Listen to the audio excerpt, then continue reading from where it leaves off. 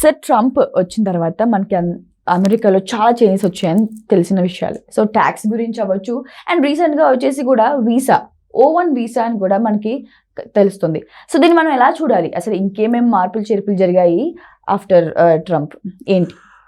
ఇప్పుడు ఇక్కడ చాలామంది ఈ O1 వీసా గురించి మాట్లాడుకున్న సందర్భం ఏంటంటే, ట్రంప్ వచ్చాక అమెరికన్ స్థానికత, లోకల్ సిటిజన్షిప్కి ప్రయారిటీ ఇచ్చి మిగతా వాళ్ళందరినీ పొండి అన్నట్టుగా పొమ్మలు లేక పోగొట్టేలా చేస్తున్నాడు.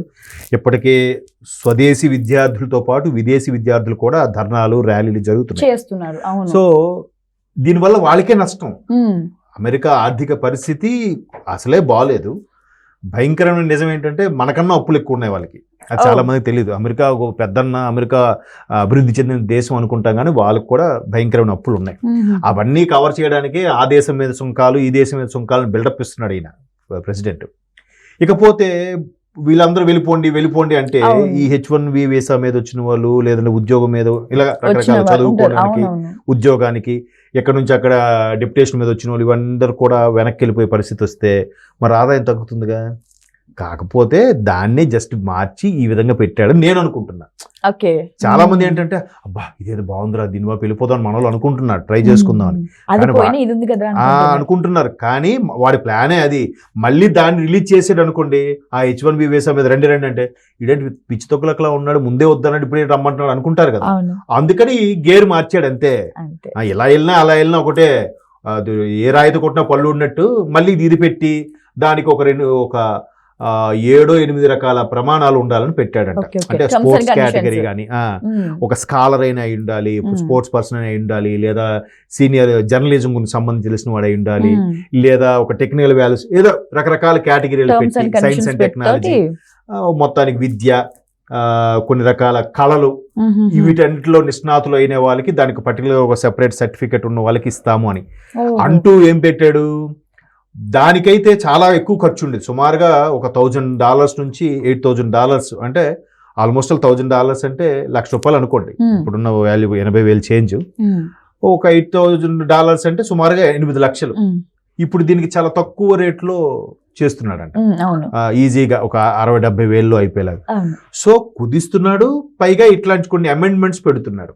పెట్టినప్పుడు లేదు, మీరు ఒక మంచి యూనివర్సిటీ నుంచి స్కాలర్గా వచ్చారు, లేదా రాలేదు, మీరు యూనివర్సిటీ స్టూడెంట్ కానీ స్కాలర్ కాదనుకోండి, అప్పుడు మీరేం చేస్తారు, మెల్లిగా యూనివర్సిటీ వాళ్ళని ప్రొఫెసర్ని ఉన్న పట్టుకొని ఒక అటెస్టేషన్ కాపీ పెట్టి, దాన్ని నాకు తెలుసు నీ అమ్మాయి so home so ever it may concern అని ఉంటుంది ఒక లెటర్. ఆ లెటర్ ద్వారా మీరు కూడా స్కాలర్ అని చెప్పి ఒక సర్టిఫికేట్ క్రియేట్ చేసామనుకోండి, ఇంకేముంది, ఓకే. పైగా H1B వీసాలో వాళ్ళు అక్కడికి వెళ్ళిన తర్వాత కొన్ని రకాల టెస్టులు చేసి, కొన్నిసార్లు ఆ కమ్యూనికేషన్ స్కిల్స్లో వీక్ కానీ, లేదంటే ఏ పర్పస్లో అయితే అప్లై చేసామో ఆ పర్పస్ కరెక్ట్గా అది కన్వే చేసి చెప్పలేకపోతే రిజెక్ట్ అంటాడు.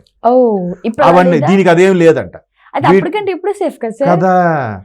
అప్పుడు తక్కువ జనం, ఇప్పుడు ఇంకెక్కువ వస్తుంటారు. అప్పుడు మళ్ళీ వాళ్ళు ఖాళీ అయిన బ్లాంక్ ఫిల్ చేసుకోవచ్చు. వాడి కాన్సెప్ట్ అది. కాకపోతే బయటికి మాత్రం అందరినీ పంపించేస్తున్నాం, ఈ వీసాలు ఏమి ఇవ్వట్లేదు అని ఈ కొత్త రకం O1 వీసా అని పెట్టాడు. సో దీనివల్ల ఏమవుతుందంటే, ఇది ఆల్రెడీ చాప కింద నీరులాగా మెల్లమెల్ల స్ప్రెడ్ అవుతుంది. కొంత మీరు స్టార్టింగ్లో ఏదైనా ఎలా ఉంటుందంటే, కొత్త ఒక వింత పాతక రోత అన్నట్టు, కొత్తలో అవునా ఈ సర్టిఫికేట్ సంపాదించాలా, ఈ రికమెండేషన్ హైలీ సెంట్రల్ మినిస్టర్ చెప్పించాలా, ఇట్లా ఉంటాయి. కొంచెం అలవాటు అయింది అనుకోండి, ఆ లోకల్గా ఎమ్మెల్యే రికమెండేషన్ అయిపోద్ది అనే పరిస్థితికి వచ్చేస్తుంది కదా.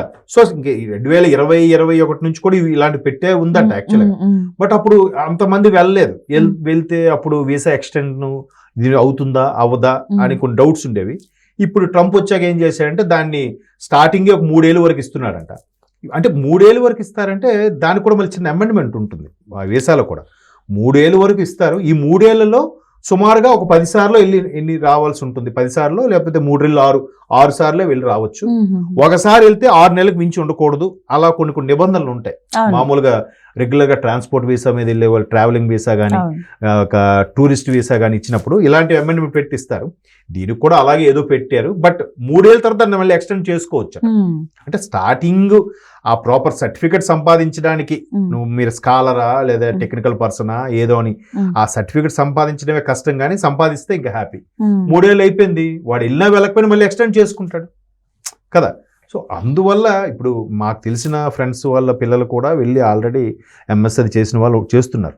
వాళ్ళు ఏం చేశారు, తెలుగు ఎంఎస్ చేసే వాళ్ళు బయట ఉద్యోగాలు చేయకూడదు, ఓకే. వాళ్ళకి తెలిస్తే చదువుకోవడానికి వచ్చారు కదా మీరు ఉద్యోగాలు ఎలా చేస్తారు, బట్ వాళ్ళు పార్ట్ టైం చేసుకుంటుంటారు. ఎంత పార్ట్ టైం ఉంటాయంటే US లో కూడా, అంటే ఫ్రెండ్స్ చెప్తుంటే విన్నాను, ఆనియన్స్ కట్ చేయడానికి కూడా వాళ్ళు పే చేస్తారంట హోటల్స్ లో. ప్లేట్లు కడగడానికి సపరేట్, ఆనియన్స్ కట్ చేసే వాళ్ళు కూడా ఉంటారు. జనరల్గా అందరూ చెప్పేది ఏంటంటే పెట్రోల్ బంకులో కొట్టిస్తారంటారు కదా, అలా కాకుండా ఒక సెపరేట్ ఉంటుందంట అన్నిటికీ. బట్ అక్కడ ఏంటి గొప్ప విషయం ఏంటంటే అన్ని అవర్లీ బేస్డ్, అవును, అవర్లీ బేస్డ్ వర్క్ అండ్ చేస్తారు. ఇంకోటి ఏంటంటే ఎంత ఉన్న వాళ్ళు కూడా పని చేసుకునే పాకెట్ మనీకి సంపాదిస్తారు, అంటే వాళ్ళకి ఎర్నింగ్ స్టేజ్ అప్పుడు స్టార్ట్ అవుతూ ఉంటుంది. వాళ్ళకి అదొక ఆనందం, నేను సొంతంగా సంపాదించుకున్నాను. Pocket money. దట్టు US లాంటి కల్చర్లు ఏంటంటే ఎవరి పని వాళ్ళే చేసుకుంటారు, ఇంట్లో హోమ్ మేడ్ అదే పని మనుషులు వాళ్ళు ఉండరు. అవును. బట్ ఇప్పుడు మన లాంటి వాళ్ళు విదేశాలలో వచ్చిన తర్వాత వీళ్ళు సీక్రెట్ గా వాళ్ళ ఇళ్ళలో పని చేస్తున్నారు, వాళ్ళ బేబీకి టేక్ కేర్. ఇప్పుడు చాలా మంది చెప్తున్నారు నేర్మ అవ్వచ్చా అండి అలాగా? అంటే వాళ్ళకి తెలియకూడదు, ఓపెన్ గా తెలియకూడదు. వాళ్ళు అందుకే ట్రాన్సాక్షన్ కాకుండా క్యాష్ ఇవ్వడం ఏదో చేస్తారు. అట్లా ఆన్లైన్ అయితే మళ్ళీ ఇబ్బంది అవుతుంది కాబట్టి సీక్రెట్ గా ఏదో మేనేజ్ చేసుకుంటారు. ఇప్పుడు బయట పెట్రోల్ బంక్ కానీ, హోటల్స్ లో, రెస్టారెంట్స్ లో కానీ ఇట్లాంటి వాటిలో చేసేటప్పుడు ఆథరైజ్డ్ గా కాకుండా అందుకే అవర్లీ బేస్డ్. ఇప్పుడు మా కజిన్ ఒకడు వెళ్ళినప్పుడు ఇట్లాగే వాడికి ఏంటంటే మన ఇండియన్ టైమింగ్స్ దానికి మ్యాచ్ అవ్వడం కోసం అక్కడ పొద్దున్న 6 నుంచి మాక్సిమం 1 గంట 2 కల్లా ఆఫీస్ క్లోజ్ అయ్యేదట.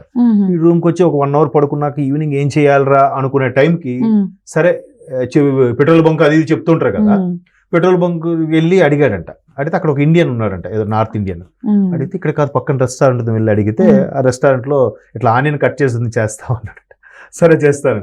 వాడు 1 month లో సుమారుగా ఒక $850 ఎంతో సంపాదించుకున్నాడు, జస్ట్ ఈవినింగ్ ఒక 1 అవర్ ఆనియన్స్ కట్ చేయడానికి.